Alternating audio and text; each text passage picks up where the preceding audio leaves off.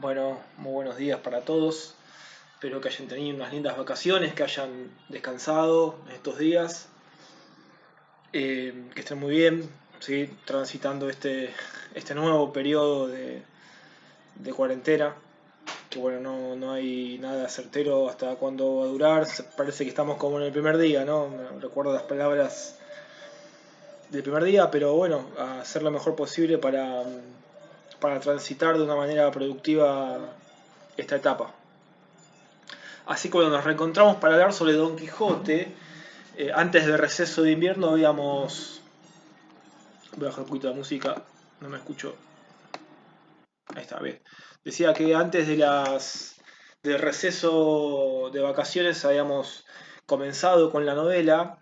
Habíamos hecho una presentación general de Don Quijote, ¿sí? Acerca de su contexto, ¿sí? El pueblo de la Mancha, su propósito, ¿sí? Don Quijote lleva un propósito que es, como persona, lleva un propósito que es revivir la orden de caballerías, ¿no? Este señor es un fanático de los caballeros andantes, que ha leído muchísimas obras de caballerías y él quiere convertirse en un caballero.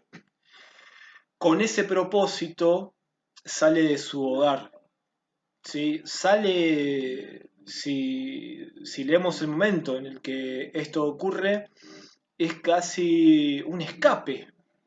Esto creo que ya lo habíamos reparado en esto, pero si no lo decimos ahora. La partida, ¿no? Hacia la aventura de Don Quijote se parece mucho a una huida, porque él se va por una puerta falsa de un corral que él tiene, ¿sí? Eh, y de noche, sin que nadie lo viera. Por supuesto que no le avisa a nadie que él se va, ¿sí? Realmente parece un escape. ¿Por qué? Porque bueno, él no quiere que alguien pueda detener su aventura. Imagínense si su sobrina o su ama de llaves o este mozo que, como les comenté, después desaparece. Imagínense si se lo cruzaran, ¿no? Y lo vieran disfrazado a Don Quijote. Bueno, le diría, bueno, ¿qué estás haciendo, no? Como dicen los españoles, bueno, joder, ¿qué estás haciendo? Quédate en tu casa, ¿no? Eh, pero bueno, por eso justamente él huye, ¿sí? Podemos interpretar, si bien no está explícito en el texto, podemos interpretar la partida del Quijote como una huida. Entonces, bueno, él tiene, ¿sí? Tiene su armadura hecha con lo que tiene el casco de cartón, es una armadura bastante ridícula. También tiene sus armas, ¿sí? Que eran de sus antepasados, que son armas viejas, arruinadas. También tiene su caballo, que es un caballo muy poco apto para el combate. Es un caballito muy flaco, un rocín, ¿sí? También muy poco apto para el combate. Así que forma un cuadro bastante ridículo, Don Quijote, pero le falta ser nombrado caballero, ¿sí? Don Quijote, al ser un experto en, en los libros de caballerías, él sigue al pie de la letra en todo lo que un caballero debe tener. Entonces, claro, cuando apenas sale de su casa, él se da cuenta de que formalmente no lo han nombrado caballero, no le han dado el título de caballero, ¿sí? Bueno, un caballero andante en la Edad Media básicamente era un hombre que se ponía al servicio, ponía su vida al servicio del rey y de las causas que el rey defendiera, ¿no? Ya puede ser una guerra, invadir un lugar, defender un lugar, que muchas veces se hacían también en nombre de la religión, ¿sí? Entonces el caballero andante estaba al servicio del rey, era un soldado del rey. Eh, entonces Quijote sale, bueno, y se da cuenta de que él no ha sido nombrado caballero.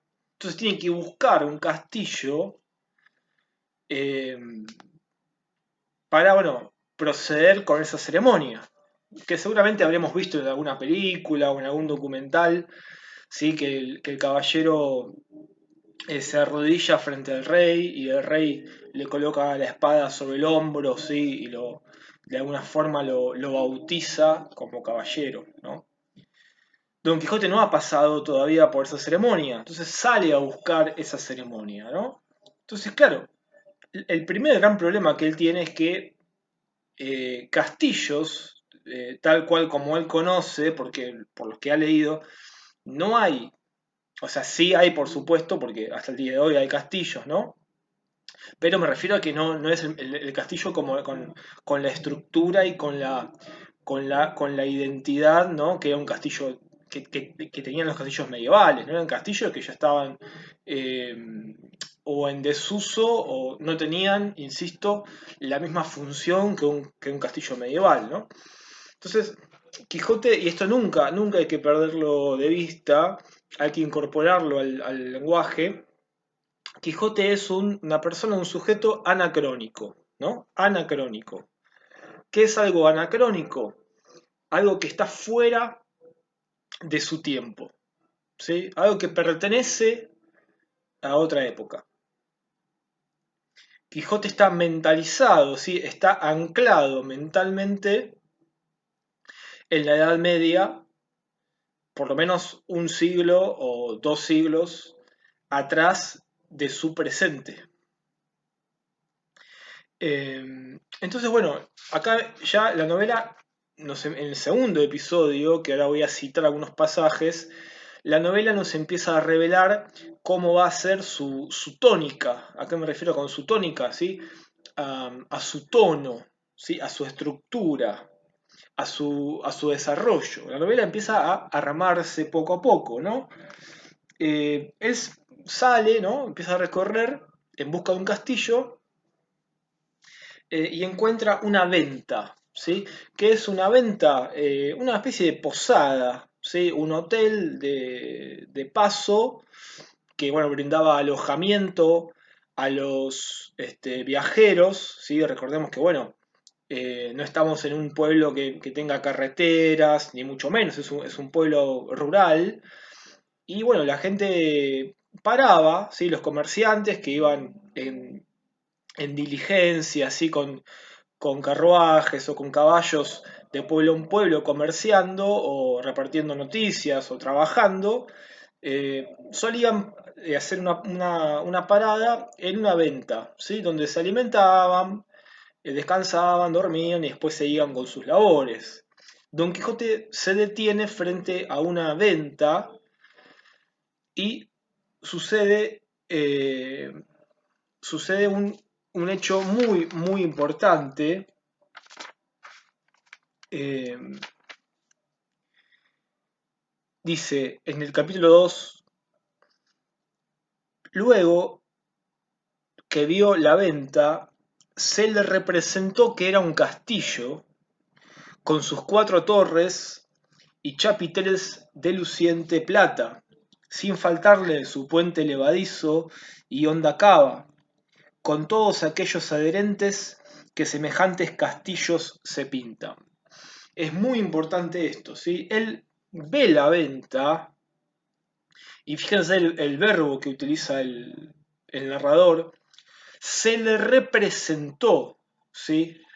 Se le representó, o sea, la venta se le representa, es decir, se le figura a Don Quijote como castillo, ¿sí? Ahí hay un primer choque entre la realidad objetiva que, que es la circundante a Don Quijote, son las cosas como son, y una realidad propia o subjetiva de Don Quijote. Hay que prestar muchísima atención a esa dicotomía, ¿sí? Entre la realidad objetiva y la fantasía, ¿no? Este choque se va a acentuar mucho más un poquito más adelante cuando aparezca Sancho, que en la próxima clase vamos a hablar sobre él, ¿sí? Eh, Entonces, más adelante, ¿no? Más adelante, bueno, claro, él ve, ve la venta en su cabeza, en su imaginación, esa venta, esa posada, ese hotel de mala muerte, digamos, es un castillo, es un castillo. Y es más, todo lo que está dentro de esa venta, a ojos de Don Quijote, va a pasar a configurar su propio mundo, ¿no? Digamos que Don Quijote hace una apropiación de la realidad objetiva. Don Quijote se apropia de la realidad objetiva, ¿sí? Y transforma esa realidad en lo que él quiere que sea, ¿no? Entonces, bueno, Quijote, que también es un personaje bastante, y esto se ha hablado mucho, es un personaje bastante egocéntrico. ¿Por qué egocéntrico? Porque para él es necesario para su España. Su aparición en la España de su época es necesaria. Él ha llegado para impartir justicia, para hacer el bien, para ayudar a los que más lo necesitan. Entonces, claro, llega a la venta barra castillo, y él dice, él piensa, bueno, acá me van a esperar, acá me van a recibir como lo que soy, como alguien importante, ¿no? De hecho, eh, espera que toquen trompetas para anunciar su llegada. Entonces dice, eh, él está esperando, ¿no? Que toquen una señal para recibirlo, como solía hacerse con las personas importantes, ¿no? Cuando llegaba el rey tocaba una trompeta, una corneta, y dice, en esto sucedió que el porquero, sí, el porquero es la persona que cría a los cerdos, a los puercos, que el porquero que andaba recogiendo de unos rastrojos de manada de puercos, tocó un cuerno, a cuya señal ellos se recogen, y al instante se le representó a Don Quijote lo que deseaba, que era que algún enano hacía señal de su venida, ¿no? Fíjese que en pocas palabras cuánto significado encontramos, ¿no? Él llega por casualidad, por pura casualidad, un tipo, un porquero, toca su señal, su corneta, para, para estar trabajando con los chanchos, ¿no? Y claro, Don Quijote escucha esa corneta y ya dice, esto es por mí, ¿no? ¿Por qué? Porque él lo deseaba, ¿sí? Don Quijote acomoda la realidad objetiva según su conveniencia. Bueno, Don Quijote llega a esta venta, que para él es un castillo, y bueno, se empieza a interactuar con la gente, ¿no? Del lugar. Está el ventero, que es el dueño de la posada, el dueño de la venta, que mucho no lo entiende a Don Quijote, porque imagínense, ¿no? Un tipo tan aparatoso, encima que habla con un lenguaje ya en desuso, un lenguaje arcaico. Claro, bueno, con tal de que me pague, con tal de que me pague y no me rompa nada, bueno, que entre. Si es un viejo medio chapa, medio gagá, mientras ponga la plata, ya fue, ¿no? También hay algunas chicas ahí que, bueno, se da a entender que eran chicas que trabajaban en esa venta, y él las ve como doncellas, ¿sí? Las ve como chicas muy inmaculadas, ¿no? Como si fueran, y bueno, y todo lo contrario, ¿no? Sí, fíjense cómo ya el segundo capítulo, ya como les decía, y perdón por ser repetitivo, pero esto es muy importante, nos marca la tónica de la novela, ¿sí? Por un lado, la realidad, la sociedad, ¿sí? Lo objetivo, y por el otro, el mundo propio, el mundo interior de Don Quijote. Eh, bueno, sí, es muy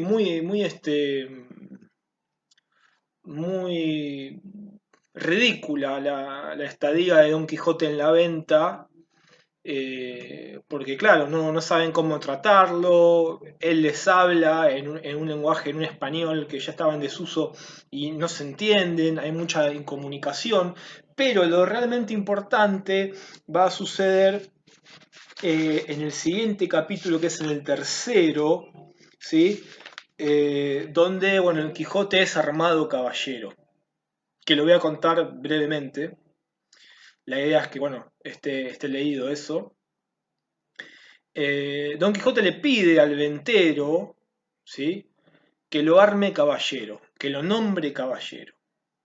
El ventero, por seguir la corriente, bueno, acepta, pero previo a eso, Quijote debe someterse a una especie de rito, ¿sí? De costumbre que era muy habitual entre los caballeros, que la noche previa a ser nombrados caballeros tenían que pasarse en una capilla, en una iglesia, o lo que estuviese disponible, tenían que pasarse orando, o sea, rezando, junto con sus armas, ¿sí? O sea, el caballero se retiraba a rezar, ¿sí? En una suerte de meditación, y pasaba en vela, ¿sí? Toda la noche.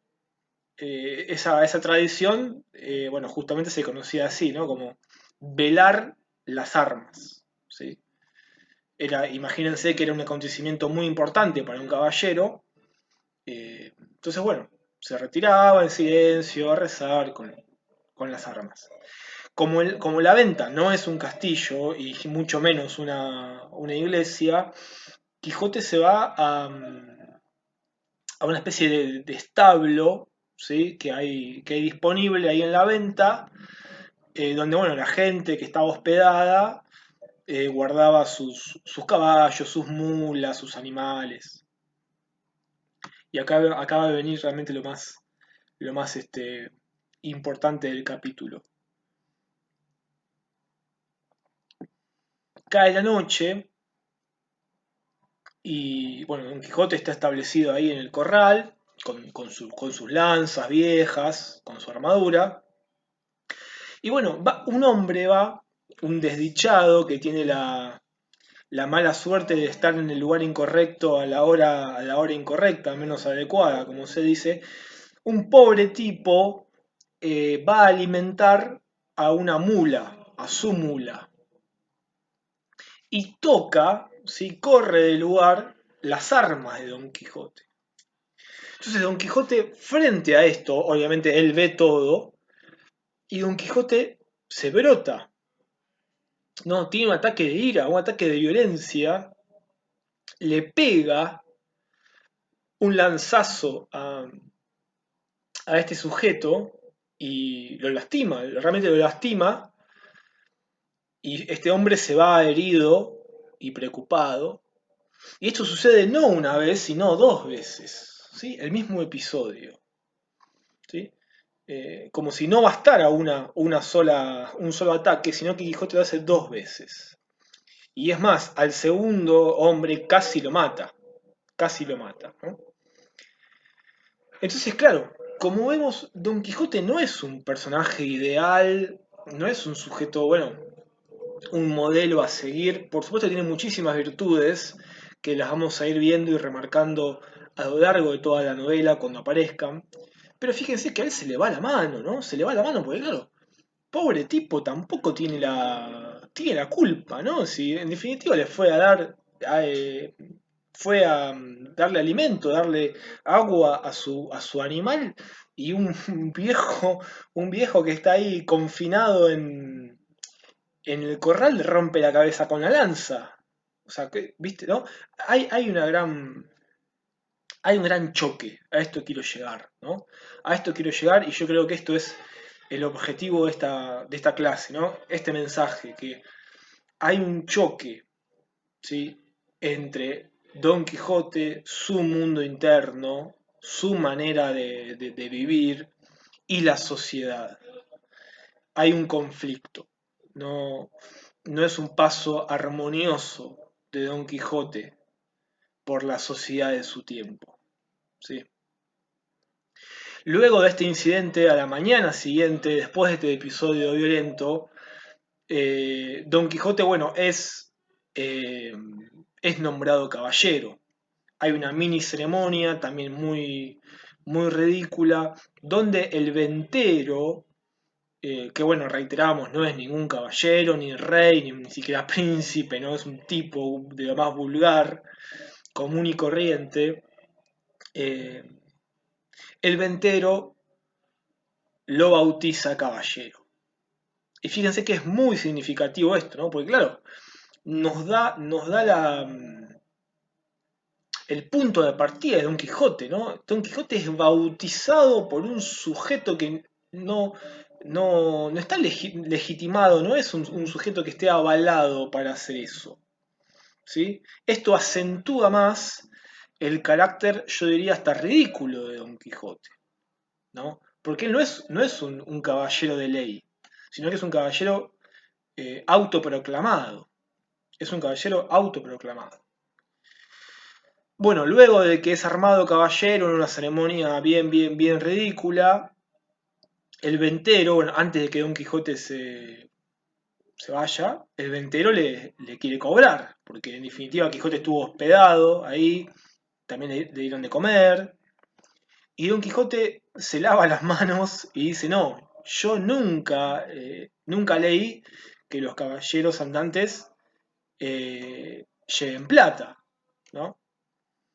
Y el ventero le retruca, le dice, bueno, pero eso ya es algo que se da por hecho, ¿no? Obviamente en la novela no van a poner que el personaje lleva plata, ya es como le dice, bueno, es lo mismo que poner que va vestido con una camisa, el ventero le da ese ejemplo, ¿no?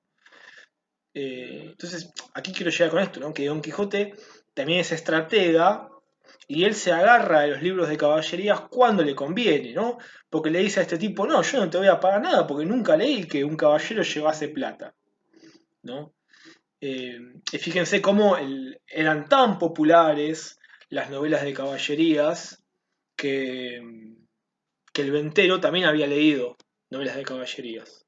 Por eso es capaz de decirle a Don Quijote, bueno, eso se da por sobreentendido, se da por sobreentendido. No lo dice en la novela, pero tenés que saberlo, o sea, se da por sobreentendido.